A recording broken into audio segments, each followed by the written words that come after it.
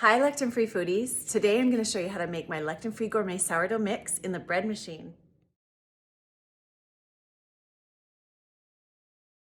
So when you order one of my sourdough mixes, you get the bread mix inside and the stretch cultures. You'll notice that the instructions call for 1 cup of water now and another cup later. What you're going to do with the bread machine is you're going to add all that water at once. And then you add this packet of stretch cultures. Then you can just stop or unplug the machine and let that sit for 10 minutes. After 10 minutes, you'll notice that it has a gelatinous consistency and there are some bubbles. At this point, go ahead and just dump in all of your bread mix.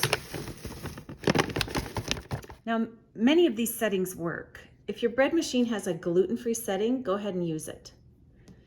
If not, if your bread machine has a 2-pound express setting, you could use that.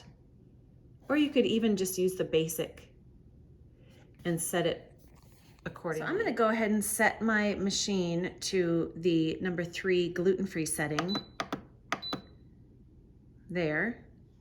And then let's see, it's set on medium. I'm going to go with that. You could set the crust to your liking, but I think I'm just going to go with medium. And it is set for the 2 pounds, so that's perfect. And then I'm just going to hit start. And then you just let it do its thing.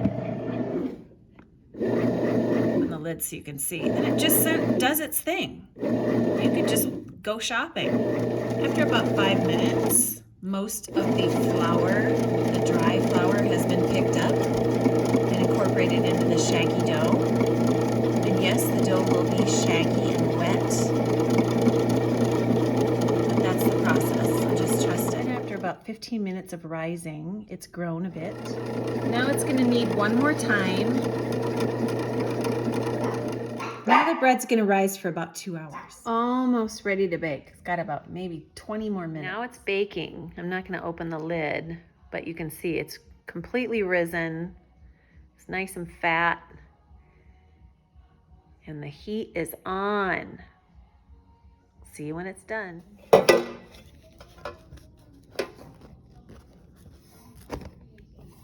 Voila! Look at the blade even came out. Sometimes the blade comes out in the bread, but not this time. She's a beaut.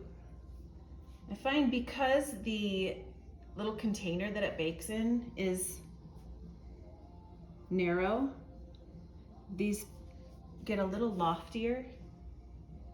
So that's a bonus when you do it in the bread maker.